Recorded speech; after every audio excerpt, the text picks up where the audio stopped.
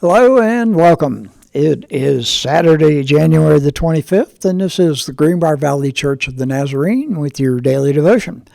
Today we are going to the book of 1 John, chapter 3, verse 16 through 24. Here's the word of the Lord. This is how we know what love is. Jesus Christ laid down his life for us, and we ought to lay down our lives for our brothers and sisters. If anyone has material possessions and sees a brother or sister in need but has no pity on them, how can the love of God be in that person? Dear children, let us not love with words or speech, but with actions and in truth. This is how we know that we belong to the truth and how we set our hearts at rest in his presence. If our hearts condemn us, we know that God is greater than our hearts, and he knows everything.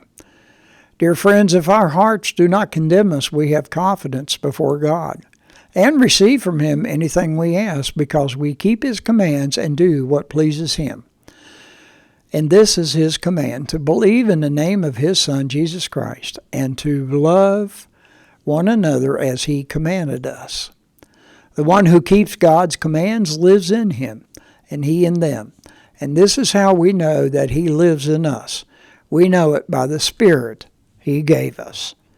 And that is the word of the Lord.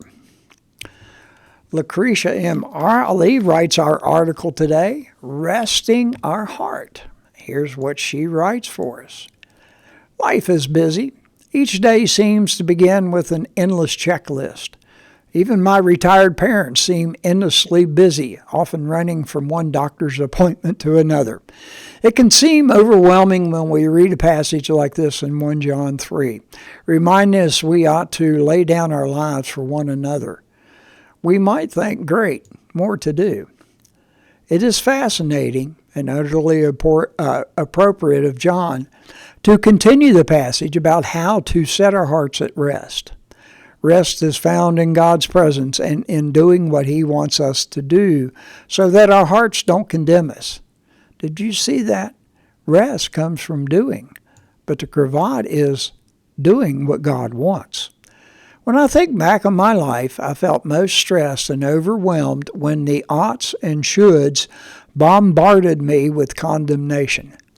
However, when I submitted myself entirely to God's will and do what he is asking me to do each day, the oughts and shoulds no longer disturb my peace because I have the confidence that I am in rest in God's presence.